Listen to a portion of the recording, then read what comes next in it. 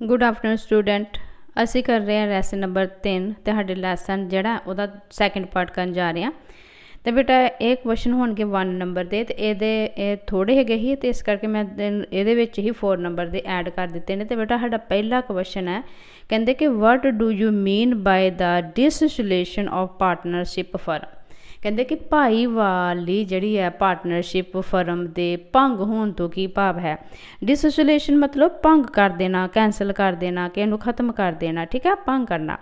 कहते कि according to the section 39 of the partnership act 1932 ये अकॉर्डिंगली होने लगे जोड़ा बोलेंगे, मतलब यह हैगा एक्ट है, तो ये अकॉर्डिंगली की किया गया है, dissociation of farmer मीनस dissociation of partnership between all the partner in the firm. कहते कि पार्टनरशिप एक्ट 1932 की धारा 39 के अनुसार फर्म नू भंग करना फर्म के सारे पार्टनर विचकार भाईवाली नू भंग करना है, ठीक है। नैक्सट है, what are the important causes of dissociation of partnership. तो कहते कि ये कारण की ने, भंग करने के कारण की ने। तो साडा ये फर्म में बी डिससॉल्वड बाय एग्रीमेंट, मतलब पहले पढ़ लेने फिर तो सारी पंजाबी दसते हैं। By happening of an event voluntary और कंपलसरी और by order of the court. कहते कि इस फर्म नू एग्रीमेंट मतलब इकरारनामे द्वारा ते अपनी मर्जी नाल जां किसी घटना के वापरन नाल जां लाजमी जां अदालत के हुक्म द्वारा भंग किया जा सकता है। अगे गया कि when may the court order dissolution of a firm. कहते कि कोर्ट जड़ा अदालत वालों कदों ऑर्डर होंदा है, किस कारण मतलब ऑर्डर होंदा है कि सानू जी फर्म है जी अपनी बंद करनी पैंदी है, भंग करनी पैंदी है। तो साडा पहला हो गया partner become of unsound mind, जो दिमागी हो जाता है। Permanent in permanent incapacitable of partner और misconduct of partner transfer the his share to the third party without consent of the other मतलब पार्टनर। कहते हैं कि जदों ये कदों भंग होंदा वा, कदों अदालत इनू भंग करन दा हुक्म दिंदी। कहते कि जदों पार्टनर जिहड़े असंतुलन जिन्हों कि अनसाउंड माइंड कहते हैं होवे, जां पार्टनर की अयोग्यता होवे, जां बीमारी के कारण होवे, जां पार्टनर जिहड़े दुर्व्यवहार बुरा मिसबिहेव करते हैं उन्हां दे करके, जां एक दूजे की सहमति तो बिना जदों कोई एक दा हिस्सा जिहड़ा तीजे जिहड़ा हैगा थर्ड परसन नूं दे दिंदे, थर्ड जिहड़ा हैगा पार्टनर उहनूं दिंदे बिना पुछे ट्रांसफर कर देंदे होण, तां इन्हां कारणा करके अदालत जिहड़ी है किसी भी फर्म नूं भंग करन दा हुक्म दिंदी है, ठीक है। अगे है what is mean by the compulsory dissolution of a firm.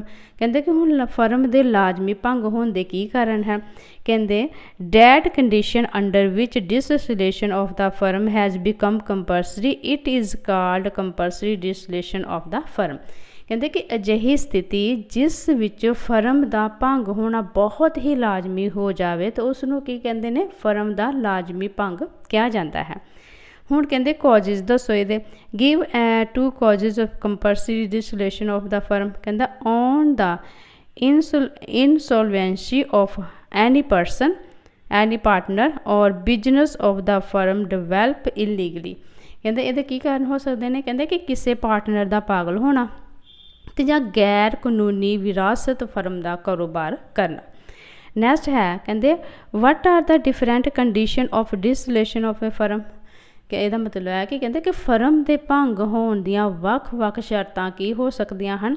साडा कंपलसरी डिसोल्यूशन और dissolution due to the happening of the certain event और dissolution of by order of the court, जिहड़े कि पहले ही पढ़ लिया। कहते कि लाजमी भंग किहड़ी होई सकदी किसी खास घटना के वापरन के करके जां अदालत के हुक्म द्वारा भंग हो सकती है, ठीक है, इन्हां कारणा करके हो सकती है। अगे है what is dissociation of agreement. कहते कि समझौते द्वारा किसा भंग की, मतलब समझौते द्वारा भंग की है जिहड़ी साडी फर्म है समझौते द्वारा भी भंग कर सकते तो की चीज़ है। कहते कि when all partner agree to dissolve the partner partnership business. ਇਹਦਾ ਮਤਲਬ ਹੈ ਕਿ ਜਦੋਂ ਸਾਰੇ ਪਾਰਟਨਰ ਸਾਂਝੇਦਾਰੀ ਕਾਰੋਬਾਰ ਨੂੰ ਭੰਗ ਕਰਨ ਲਈ ਆਪਸ ਵਿੱਚ ਸਹਿਮਤ ਹੁੰਦੇ ਹਨ ਤਾਂ ਉਸ ਨੂੰ ਸਮਝੌਤਾ ਦੁਆਰਾ ਭੰਗ ਕਰਨਾ ਕਿਹਾ ਜਾਂਦਾ ਹੈ। ਠੀਕ ਹੈ। ਨੈਕਸਟ ਹੈ give 2 causes of compulsory dissolution of the firm. ਇਹ ਪਹਿਲਾਂ ਵੀ ਰਿਪੀਟ ਹੋ ਗਿਆ ਬੇਟਾ। ਨੈਕਸਟ ਹੈ ਕਹਿੰਦੇ what is the ਡਿਸੋਲੂਸ਼ਨ by notice. ਕਹਿੰਦੇ ਕਿ ਨੋਟਿਸ ਦੁਆਰਾ ਭੰਗ ਕਰਨਾ ਕੀ ਹੋਏਗਾ। ਕਹਿੰਦੇ when any partner give a notice in return to the other partner. ਜਦੋਂ ਕੋਈ ਪਾਰਟਨਰ ਜਿਹੜਾ ਦੂਜੇ ਪਾਰਟਨਰ ਨੂੰ ਲਿਖਤੀ ਰੂਪ ਵਿੱਚ ਨੋਟਿਸ ਦਿੰਦਾ ਹੈ ਤਾਂ ਉਸ ਨੂੰ ਕੀ ਕਹਿੰਦੇ ਨੋਟਿਸ ਦੁਆਰਾ ਭੰਗ ਕਰਨਾ ਕਹਿੰਦੇ ਹਨ। ਨੈਕਸਟ ਹੈ ਕਹਿੰਦੇ which liability is paid first of all after the sale of ਅਸੈਸਟ।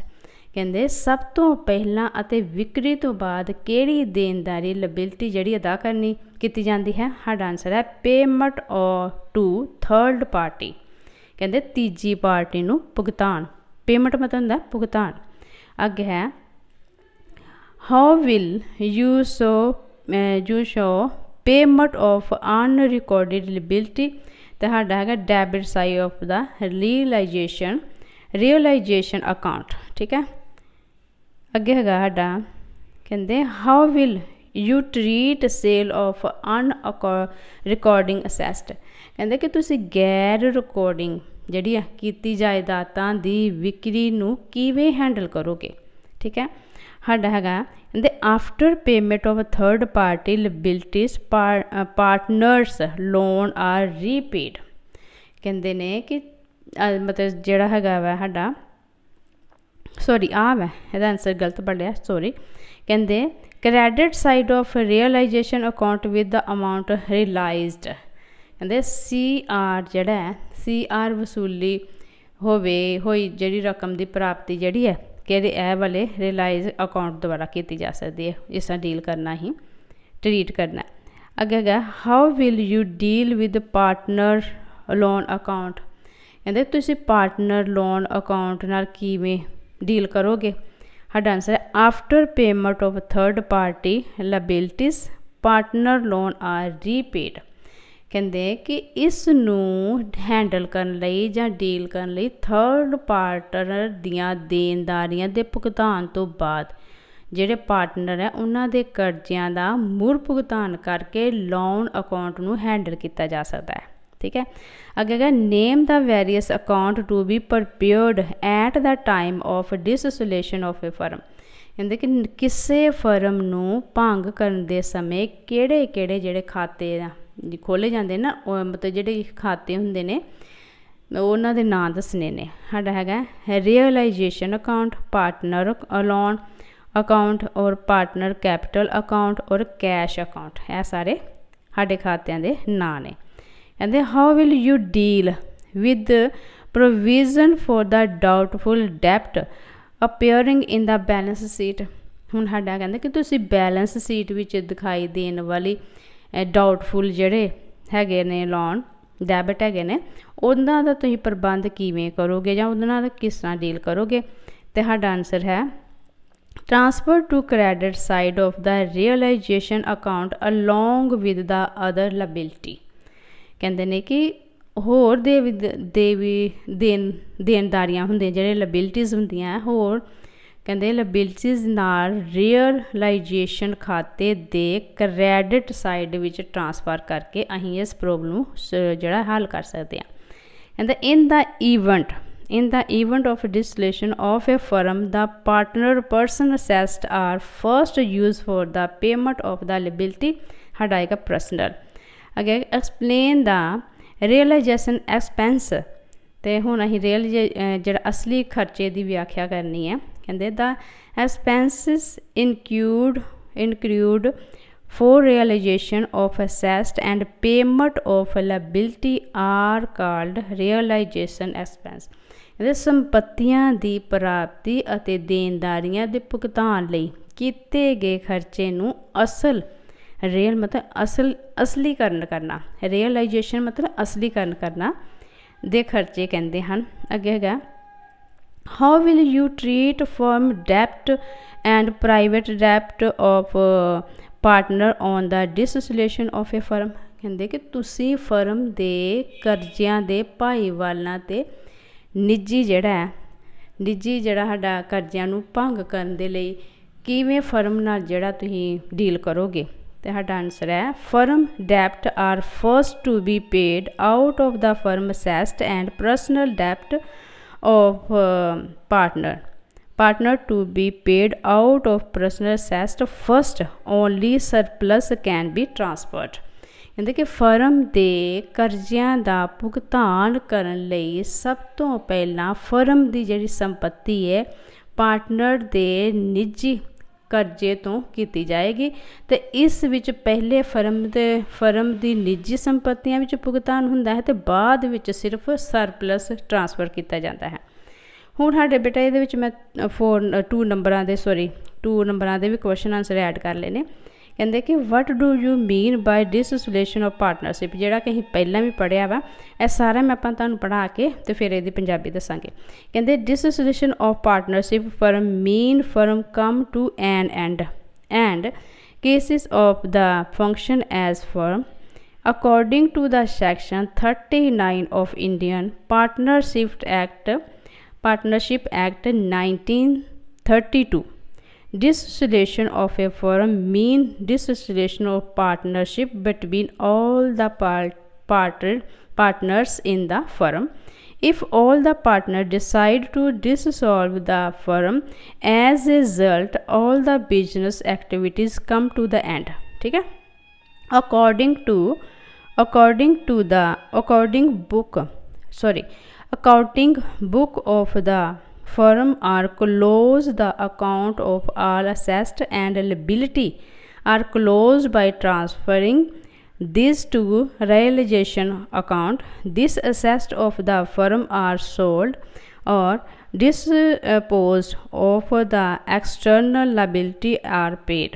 After paying the external liability, the balance is paid to the partner in the statement of their account। ਕਹਿੰਦੇ ਕਿ ਇਹਦੇ ਵਿੱਚ ਸਭ ਤੋਂ ਪਹਿਲਾਂ ਹੁੰਦਾ ਕਿ ਜਿਹੜਾ ਪਾਰਟਨਰਸ਼ਿਪ ਫਰਮ ਹੈ ਉਹਦੇ ਭੰਗ ਹੋਣ ਦਾ ਅਰਥ ਇਹ ਹੁੰਦਾ ਕਿ ਇਹ ਕਿਸੇ ਫਰਮ ਦਾ ਬੰਦ ਹੋਣਾ। ਠੀਕ ਹੈ। ਇਹਦੇ ਭੰਗ ਹੋਣ ਦਾ ਅਰਥ ਹੈ ਕਿ ਕਿਸੇ ਫਰਮ ਦਾ ਭੰਗ ਹੋ ਜਾਣਾ ਤੇ ਇਸ ਵਿੱਚ ਕੰਮ ਕਰਨਾ ਵੀ ਬੰਦ ਹੋ ਜਾਂਦਾ ਹੈ। ਕਹਿੰਦੇ ਇੰਡੀਅਨ ਪਾਰਟਨਰਸ਼ਿਪ ਐਕਟ ਜਿਹੜਾ 1932 ਦੀ ਧਾਰਾ ਜਿਹੜੀ 39 ਦੇ ਅਕੋਰਡਿੰਗਲੀ ਕਹਿੰਦੇ ਕਿ ਇਸ ਫਰਮ ਨੂੰ ਭੰਗ ਕਰਨ ਦਾ ਮਤਲਬ ਹੈ ਕਿ ਫਰਮ ਦੇ ਜਿਹੜੇ ਸਾਰੇ ਪਾਰਟਨਰ ਵਿਚਕਾਰ ਜਿਹੜੀ ਸਾਂਝੇਦਾਰੀ ਪਾਰਟਨਰਸ਼ਿਪ ਹੈ ਉਹਨੂੰ ਭੰਗ ਕਰਨਾ। ਠੀਕ ਹੈ। ਜਦੋਂ ਸਾਰੇ ਪਾਰਟਨਰ ਫਰਮ ਨੂੰ ਭੰਗ ਕਰਨ ਦਾ ਫੈਸਲਾ ਕਰਦੇ ਨੇ ਤੇ ਸਾਰੇ ਜਿਹੜੀਆਂ ਵਪਾਰਕ ਗਤੀਵਿਧੀਆਂ ਆਪਣੇ ਆਪ ਹੀ ਖਤਮ ਹੋ ਜਾਂਦੀਆਂ ਤੇ ਭੰਗ ਜਿਹੜੀ ਫਰਮ ਦਾ ਲੇਖਾ ਜੋਖਾ ਕਿਤਾਬ ਵਿੱਚ ਫਰਮ ਦੀਆਂ ਸਾਰੀਆਂ ਜਾਇਦਾਦਾਂ ਤੇ ਦੇਣਦਾਰੀਆਂ ਦਾ ਕੀ ਹੁੰਦਾ ਹਿਸਾਬ ਹੁੰਦਾ, ਇੱਕ ਰਿਕਾਰਡ ਰੱਖਿਆ ਹੁੰਦਾ ਹੈ। ਠੀਕ ਹੈ। ਤੇ ਇਹਨਾਂ ਨੂੰ ਪ੍ਰਾਪਤੀ ਖਾਤੇ ਵਿੱਚ ਟ੍ਰਾਂਸਫਰ ਕਰਕੇ ਬੰਦ ਕਰ ਦਿੱਤਾ ਜਾਂਦਾ ਹੈ ਤੇ ਫਰਮ ਦੀਆਂ ਸੰਪੱਤੀਆਂ ਨੂੰ ਵੇਚਿਆ ਜਾਂਦਾ ਹੈ ਤੇ ਬਾਹਰੀ ਦੇਣਦਾਰੀਆਂ ਦਾ ਭੁਗਤਾਨ ਅਤੇ ਜਿਹੜੇ ਪਾਰਟਨਰ ਹੁੰਦੇ ਨੇ ਉਹਨਾਂ ਦੇ ਖਾਤਿਆਂ ਦੇ ਨਿਪਟਾਰਿਆਂ ਲਈ ਵੀ ਭੁਗਤਾਨ ਇਸੇ ਦੁਆਰਾ ਹੀ ਕੀਤਾ ਜਾਂਦਾ ਹੈ। ਠੀਕ ਹੈ।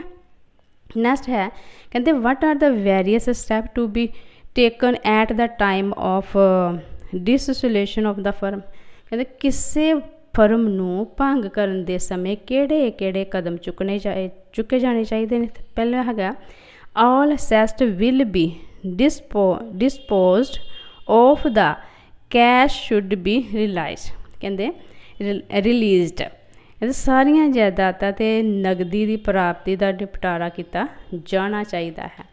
ਅੱਗੇ ਹੈ with available fund claim will be satisfied in the following order।